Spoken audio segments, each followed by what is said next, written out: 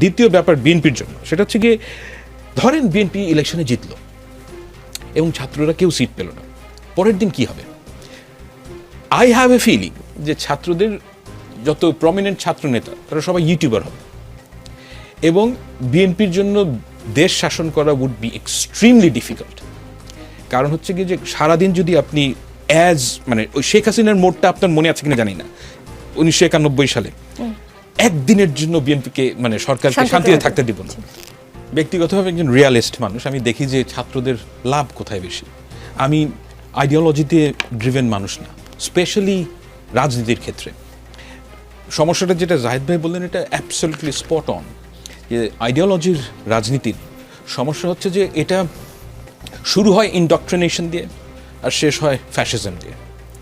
এটা হচ্ছে গিয়ে আইডিওলজি দিয়ে যদি আপনি পলিটিক্স করেন, কারণ কেউ না কেউ ক্যারিজম্যাটিক আসবে এবং এই জিনিসটাকে হাইজ্যাক করবে এবং এটাকে আলটিমেটলি আইডেন্টিটি মানুষের মূল প্রতিপাদ্য করে দেবে। কারণ একটা দেশের নানান ধরনের মানুষ আছে, তো ওটা একটা বিপদ। তা আমি আইডিওলজিক্যাল পলিটিক্সের পক্ষে নয়, একেবারেই না।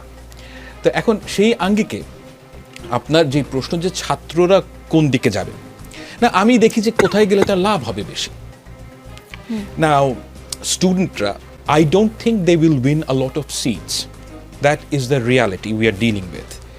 এবং যেহেতু এটা পলিটিক্যাল রিয়ালিটি তাদের জন্য, তারা যদি জামায়াত ইসলামীর সাথে যুক্ত হয়, তাদের যেই আমি বলবো যে তারা যেই লক্ষ্য অর্জন, আচ্ছা একটু ভিন্নভাবে বলি, আমি যখন স্টুডেন্টদের সাথে কথা বলি একটা জিনিস আমি প্রত্যেকটা জায়গায় পেয়েছি এবং প্রত্যেকটা জায়গায় শুনেছি, ছাত্রদের মধ্যে একটা ভয় আছে।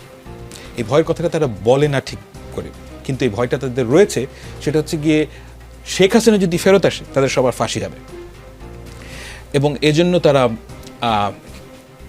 তাদের পলিটিক্সে এটা একটা মূল প্রতিপাদ্য, কিন্তু তারা ওইভাবে কথাটা বলেন না।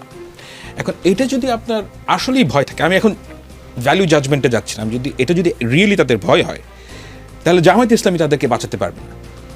মানে you need someone who is going to be the winner. তো সেই আঙ্গিকে আমি তার স্বার্থের কথা বলছি, আমি কোনো আইডিওলজির কথা বলছি না।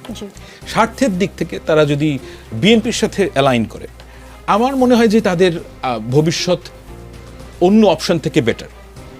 আর এখন যে ঘটনাটা ঘটছে সেটা হচ্ছে গিয়ে সবাই ধরে নিয়েছে, রাজনীতির যারা অ্যাক্টর তারা ধরে নিয়েছে যে বিএনপি ইলেকশন জিতবে।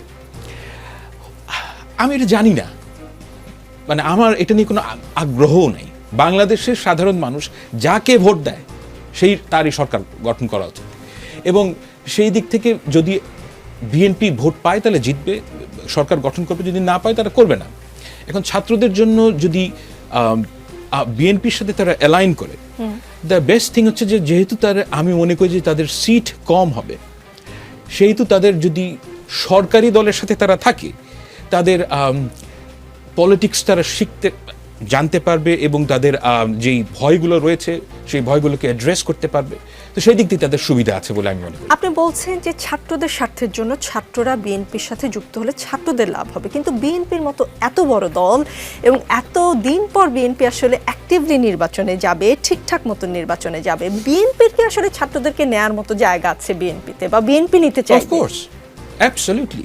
কারণ মানে আপনি এটা কেন ধরে নিচ্ছেন যে পার্লামেন্টই একমাত্র জায়গা? বিএনপির তো ভেস্টেড ইন্টারেস্ট আছে, অনেকগুলো ভেস্টেড ইন্টারেস্ট আছে। নাম্বার ওয়ান হচ্ছে কি যে ছাত্ররা যদি বিএনপিতে যায়, বিএনপির যে ইমেজ সংকট, মানে এইটা ইয়াংদের পলিটিক্যাল পার্টি, সাপোর্ট আছে ইয়াংদের মধ্যে, কিন্তু পলিটিক্যাল পার্টির যারা actor they are not very young. ছাত্ররা যদি যায় ফ্রেশ ব্লাড, আমি মনে করি বাংলাদেশের জন্য খুবই ভালো। আমি অ্যাকচুয়ালি মনে করি জামায়াত ইসলামী এবং বিএনপি এই দুটো যেহেতু বড় দল, এই দুটো দলই ছাত্রদের যাওয়া উচিত। এটা একটা বিএনপির যে ইমেজ সংকট সেটা কাটাতে সক্ষম হবে। এবং দ্বিতীয় প্রবলেম হচ্ছে গিয়ে